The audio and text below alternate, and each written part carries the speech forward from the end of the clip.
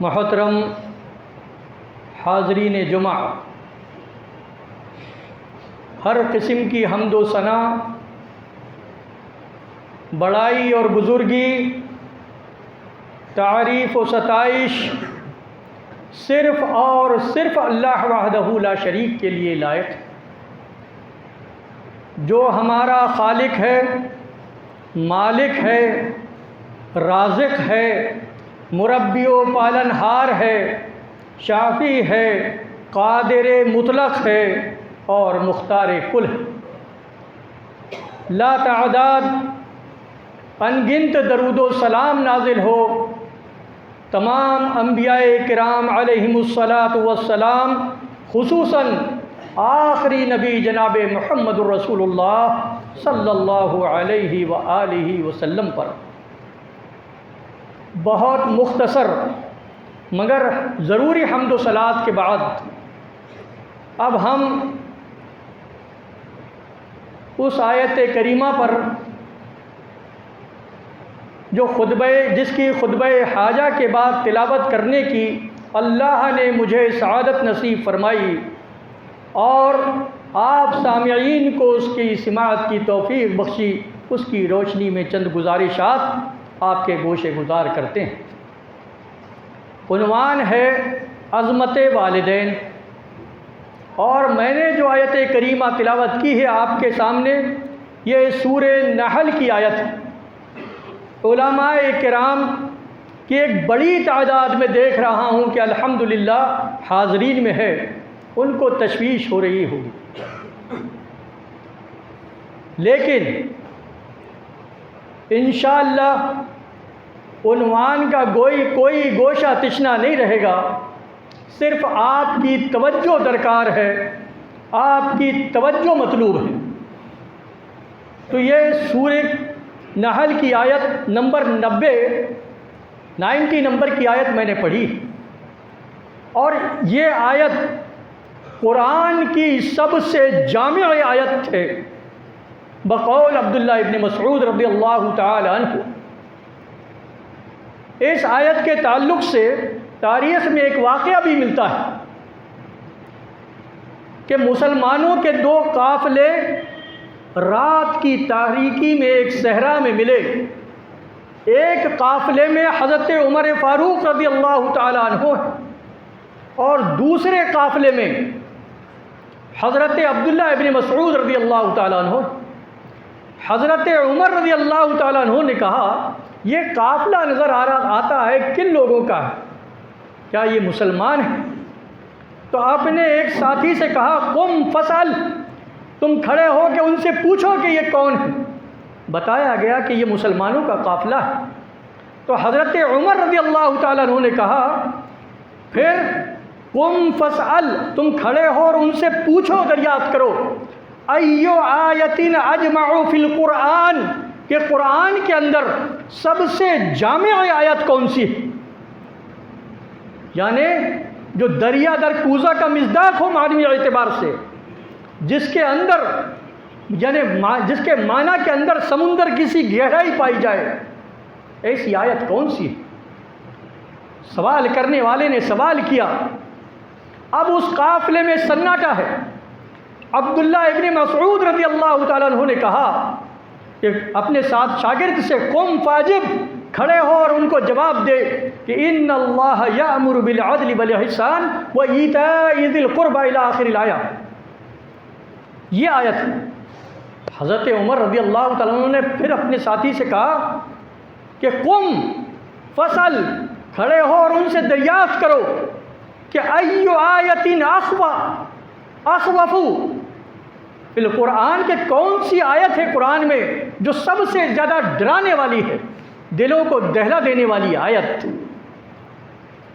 تو عبداللہ بن مسعود نے اپنے ساتھی سے کہا، قم فاجب، کھڑے ہو اور ان کو جواب دے کہ واتقوا یوما ترجعون فیہ الی اللہ، کہ ڈرو اس دن سے جس دن کے تم اللہ کی طرف لوٹائے جاؤ گے، اور وہ دن کی ہیبت آپ نے مختلف مقامات پر سنا ہے۔ کہا اچھا، کہا پھر سوا قم فسل، حضرت عمر نے کہا پھر سوال کرو ان سے، ایو آیت اعظم فی القرآن، کہ پورے قرآن میں سب سے عظمت والی آیت کون سی؟ حضرت عبداللہ بن مسعود نے اپنے شاگرد سے کہا قم فاجب، کھڑے ہو اور ان کو جواب دے کہ اللہ لا الہ الا هو الحی القیوم لا تأخذه سنة ولا نوم، آیت الکرسی۔ اچھا ہے۔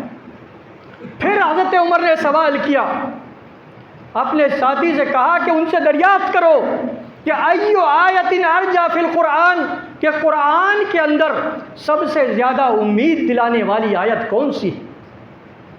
عبداللہ بن مسعود نے اپنے شاگرد سے کہا کھڑے ہو اور جواب دو کہ لا تقنطوا من رحمت اللہ ان اللہ یغفر الذنوب جمیعا۔ حضرت عمر نے کہا ان سے پوچھو کہ حل فیکم ابن مسعود، کہ کیا ان کے بیچ میں ابن مسعود ہے؟ جواب دینے والے نے جواب دیا نعم فینا ابن مسعود موجود، کہ ہمارے درمیان ابن مسعود موجود ہیں۔ حضرت عمر نے کہا یہ علم کا ایک بھرا ہوا خزانہ، تو بتانے کا مقصد یہ کہ میں نے جو آیت کریمہ خطبہ حاجہ کے بعد تلاوت کی ہے یہ قرآن کی جامع ترین آیت میں سے ایک آیت ہے، اور اس آیت کا شان نزول یہ ہے کہ اللہ کے رسول صلی اللہ علیہ وسلم اپنے اصحاب کے ساتھ تشریف فرما تھے۔ عبداللہ حضرت عثمان و ابن مظعون ابھی اسلام نہیں لائے تھے، لیکن اللہ کے رسول کی مجلسوں میں بیٹھا کرتے تھے۔ اللہ کے رسول کے سامنے سے گزرے اور بیٹھے نہیں۔ اللہ کے رسول صلی اللہ علیہ وسلم نے فرمایا کیا عثمان آج ہمارے درمیان نہیں بیٹھو گے؟ وہ آئے اور بیٹھ گئے۔ وہ فرماتے ہیں، حضرت عثمان کہتے ہیں میں دیکھ رہا ہوں کہ اللہ کے رسول نے کی نگاہیں آسمان کی طرف، پھر آہستہ آہستہ وہ نگاہیں نیچے آئیں اور ایک جگہ وہ نگاہیں ٹھہر گئیں، پھر اللہ کے رسول اٹھے اور اس جگہ میں جا کر بیٹھ گئے، اور میں دیکھ رہا تھا کہ اللہ کے رسول اس طریقے سے سر ہلا رہے تھے گویا کسی سے بات کر رہے ہوں یا کسی کی بات کا اعتراف کر رہے ہوں۔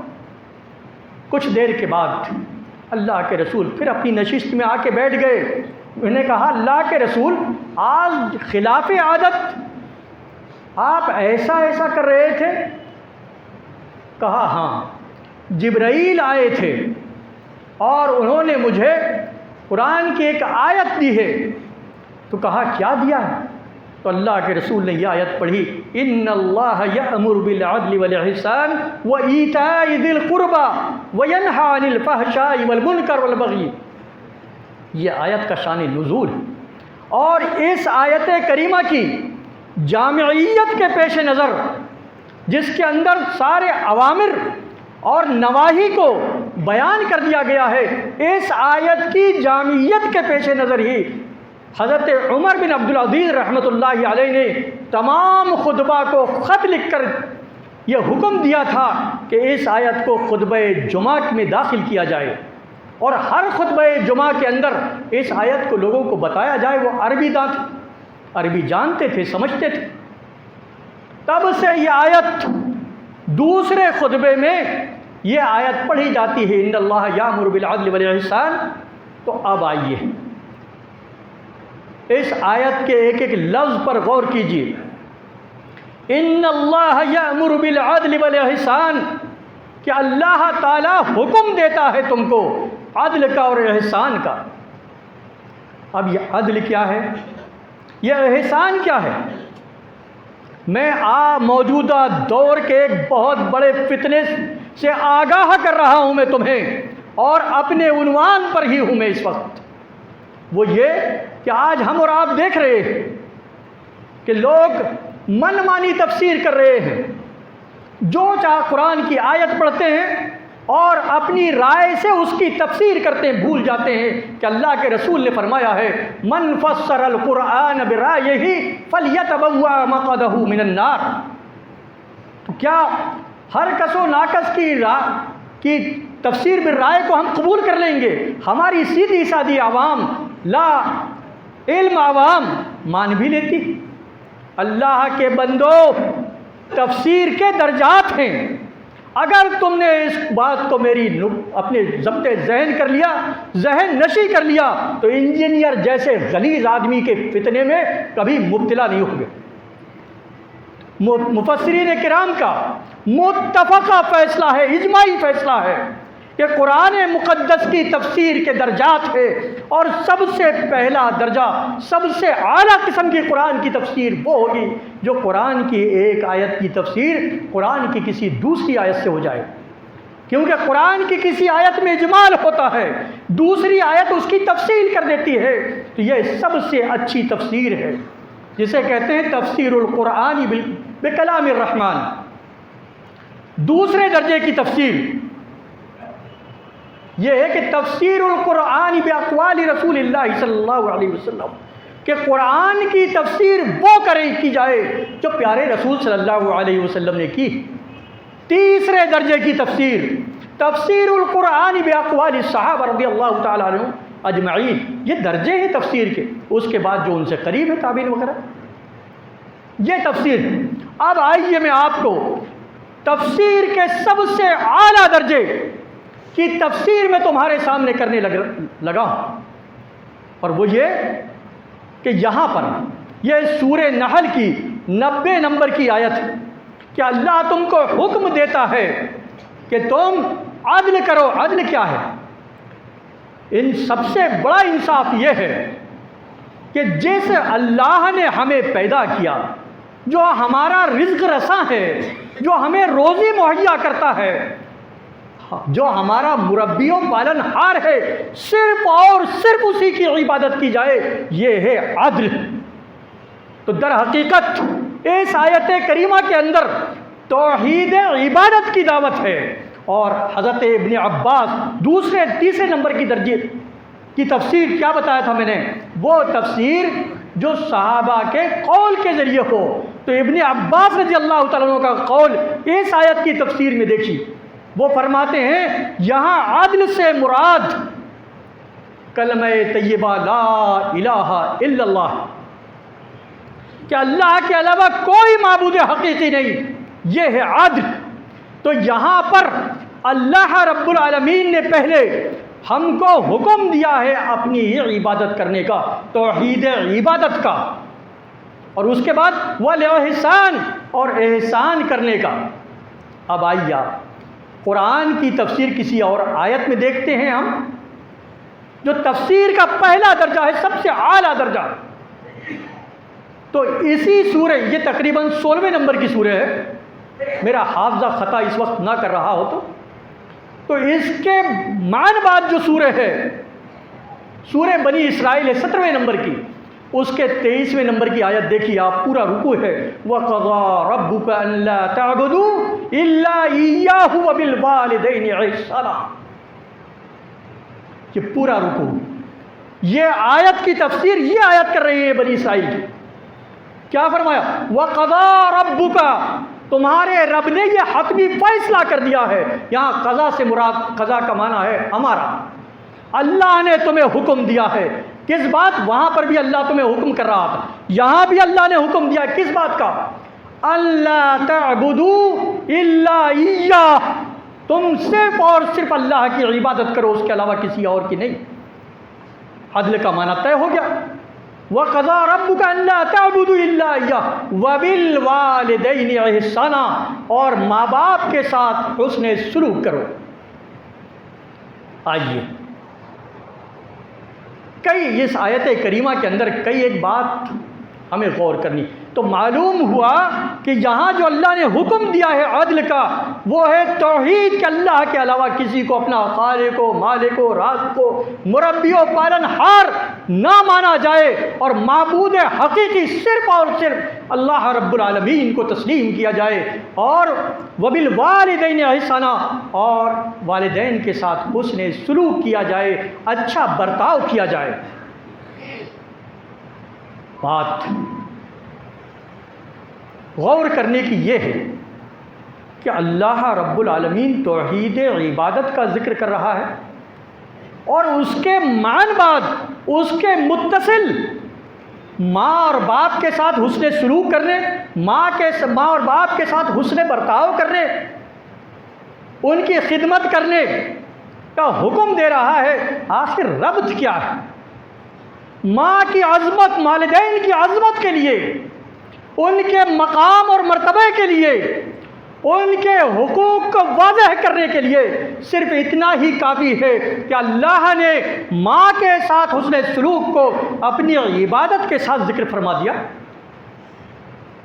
سوال یہ پیدا ہوتا ہے کہ آخر ان دونوں میں ربط کیا ہے، عبادت میں اور ماں کے ساتھ حسن سلوک میں؟ مفسرین نے کئی ایک باتوں کی طرف اشارہ کیا ہے، میں ایک دو باتیں ہی آپ کے سامنے رکھتا ہوں۔ وہ یہ کہ انسان کے وجود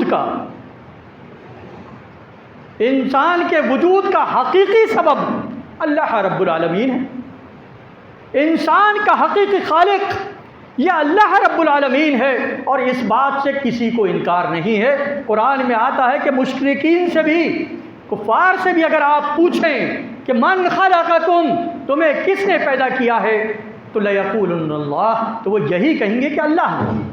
تو یہ حقیقی سبب اللہ رب العالمین ہے، اور اس کا مجازی سبب ماں اور باپ،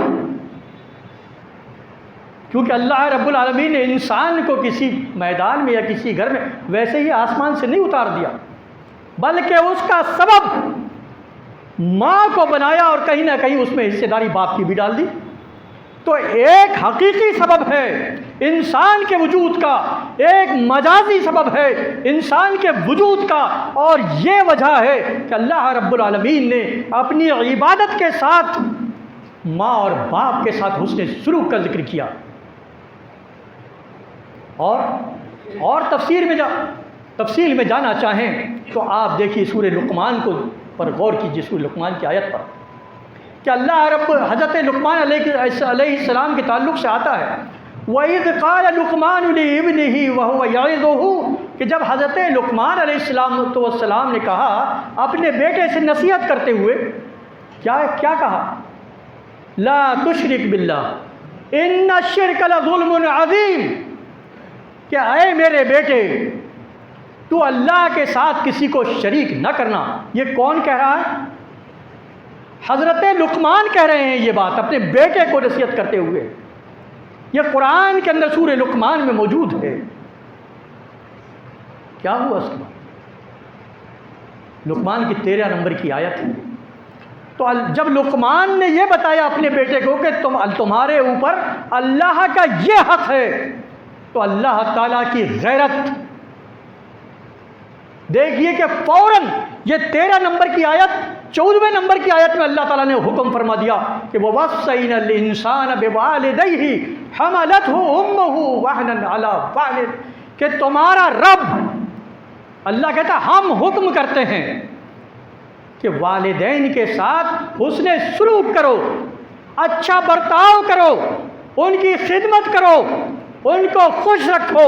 یہ اللہ لقمان نے اپنے بیٹے کو رب کا حق بتایا، رب کی غیرت یہ جاگی، اور رب نے فوراً کہا کہ بیٹوں کو بلکہ ساتھ دنیا کی ساری اولاد کو حکم دے دیا کہ ماں اور باپ کا حق یہ ہے کہ ان کے ساتھ حسن سلوک کیا جائے۔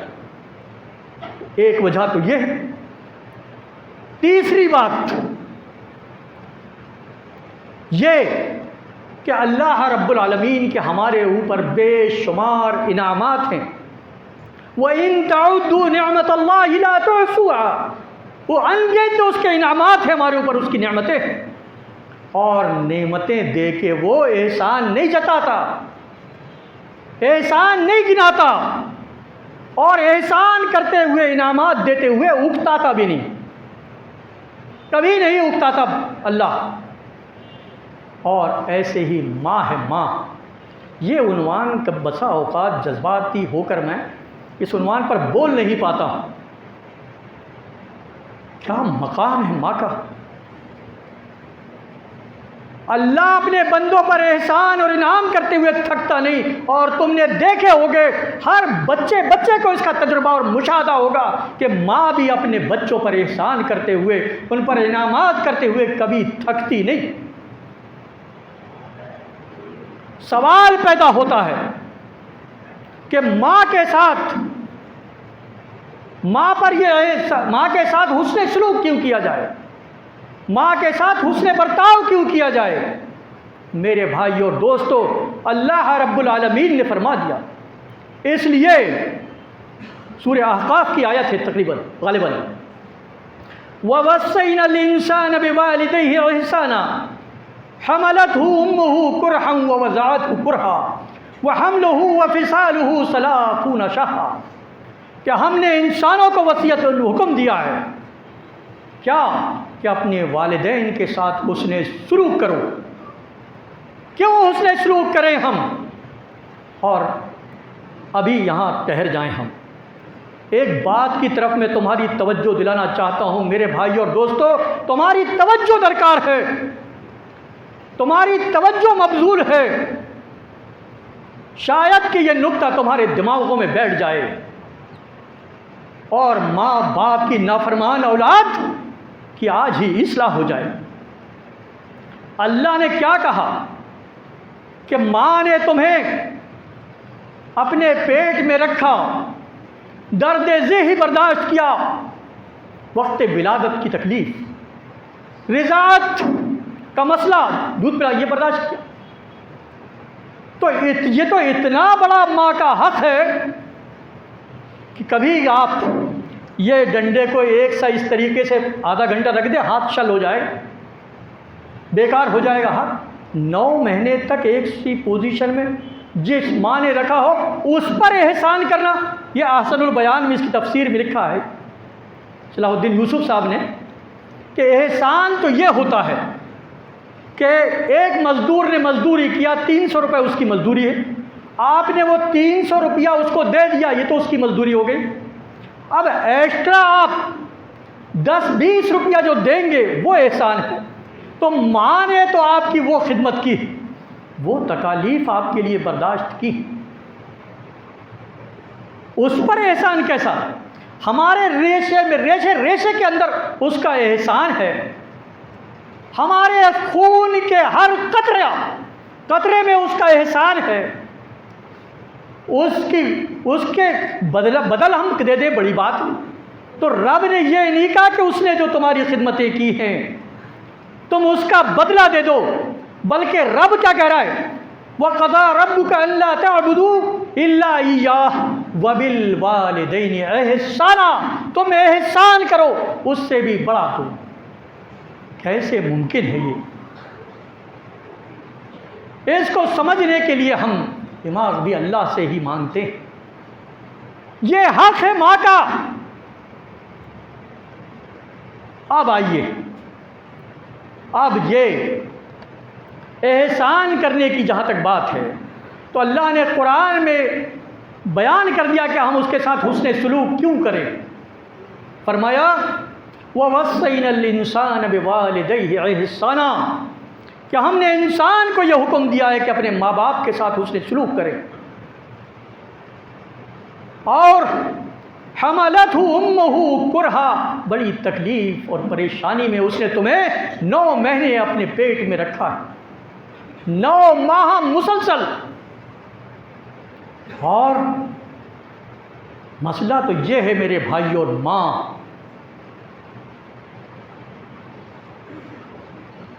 کیا چیز ہے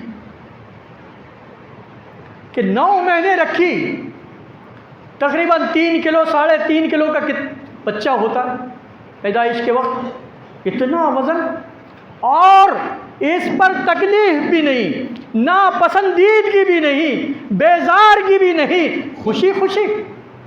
یہ تکلیف برداشت کی ماں نے دے سکتے ہو اس کا بدلہ اسے؟ نہیں۔ اس کے بعد وقت ولادت آتا ہے، اس وقت کی جو تکلیف ہے وہ تکلیف در حقیقت اس کی تعبیر یہ ہو سکتی ہے کہ وہ موت و زیست کی کشمکش میں ہوتی ہے۔ بس بہت سی خواتین کا ایسے موقع پر انتقال بھی ہو جاتا ہے، اس درد کو بھی وہ خوشی خوشی برداشت کر لیتی ہے، یہ بھی دیکھا گیا ہے بسا اوقات یہ کہتے ہوئے ماں کو جب ایسی کنڈیشن بن گئی میری جان جاتی ہے تو جائے بچے کی جان بچا، اپنی جان دے رہی ہے تمہاری، وہ پیٹ 1 انچ نہیں آدھا انچ جسم کے کسی حصے کو کسی کے لیے کٹوا کے بتا دو، کبھی تیار نہیں ہوں گے۔ اور یہ ماں وقت آنے پر 18 ٹانکے پیٹ کو چروا لیتی، اور وہ بھی خوشی خوشی تمہارے لیے۔ یہ ہے ماں۔ اور پھر کئی کلو دودھ کی مدت حولین کاملن 2 سال ہے، 2 سال میں یا 9 مہینے حمل رہا ہے تو 20 21 22 سال میں 22 مہینے میں، اتنے مہینے میں تمہیں تو نامعلوم کتنا اپنا خون اور دودھ پلا دیتی ہے، اور کبھی احسان جتاتی ہے، کبھی تھکتی ہے وہ اس سے، جب جسم لاغر ہو جاتا ہے اور دودھ میں کمی واقع ہو جاتی ہے تو دوائیاں طلب کرتی ہے، اپنی صحت کی فکر کیے بغیر۔ یہ ہے ماں۔ اس لیے اللہ رب العالمین نے توحید اور عبادت کے ساتھ ماں کے ساتھ حسن سلوک کا ذکر فرمایا۔ اور میرے بھائی اور دوستو، وقت اجازت نہیں دے رہا ہے، صرف ایک بات پر غور کر لو۔ اللہ کے رسول صلی اللہ علیہ وسلم کی یہ حدیث، اللہ کے رسول صلی اللہ علیہ وسلم نے فرمایا الجنت تحت اقدام الامہات۔ کیا مقام واضح کیا گیا اس میں ماں کا، کیا مقام کہ جنت جس کے بارے میں قرآن بھرا پڑا ہے کہ دودھ و شہد کی نہریں ہوں گی، ایسی ایسی حوریں ہوں گی، ایسے ایسے پھل ہوں گے، بڑا سجا کے سنوار کے پیش کی جاتی ہے اس کی تصویر قرآن کے اندر، جس کی وجہ سے ہمارے ذہنوں کے اندر دماغوں میں ایک عجیب تصور ہے، بڑا عظیم تصور ہے جنت کا۔ لیکن جنت کے اس تصور کو اللہ تعالیٰ نے ماں کے سامنے ہیج کر کے بتا دیا۔ یہ نقطہ ذرا سمجھنے کی کوشش کریں آپ۔ اتنی عالی شان جنت، اتنی عظیم جنت، لیکن کیا بتایا کہ وہ جنت بھی یہ بھی کہہ سکتا تھا کہ الجنت تحت رؤوس امہاتکم، تمہارے ماؤں کے سروں کے اوپر ہے جنت یا ان کے ساتھ ہے؟ نہیں، عورت کا ماں کا مقام بتانے کے لیے رب نے کہا الجنت تحت اقدام الامہات، جنت جیسی چیز بھی تمہاری ماں کے قدموں کے نیچے ہے، اس سے بھی اعلیٰ مقام اور مرتبہ ہے ماں کا اولاد کے لیے۔ یہ ہے ماں۔ ماں کو ناراض کر کے، اس کے نافرمان بن کے زندگی گزار کر آدمی جنت میں داخل نہیں ہو سکتا۔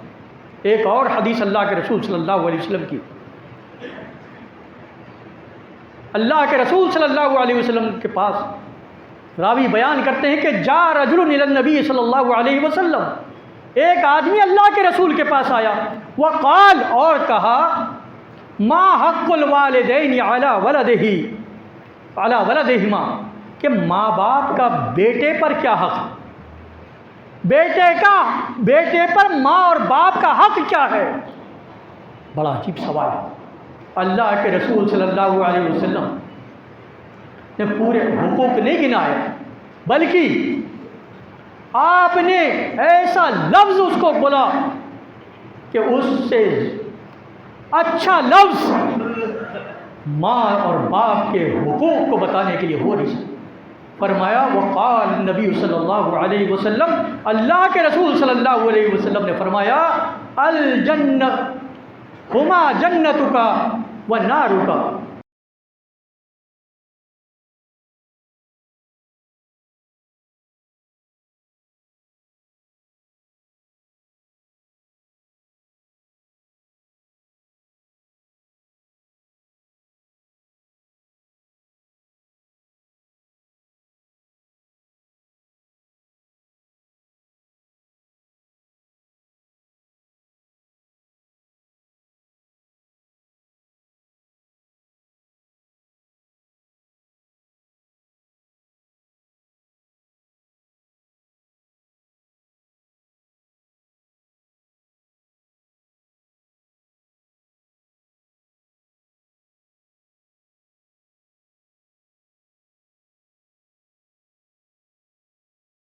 تمہاری جنت ہیں اور وہی تمہاری جہنم، یعنی ان کی خدمت کر کے تم جنت پا سکتے ہو اور ان کی نافرمانی کر کے جہنم رسید ہو سکتے ہو۔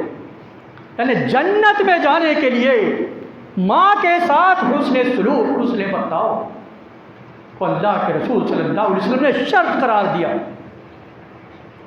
یہ تو سگی ماں کا معاملہ ہے۔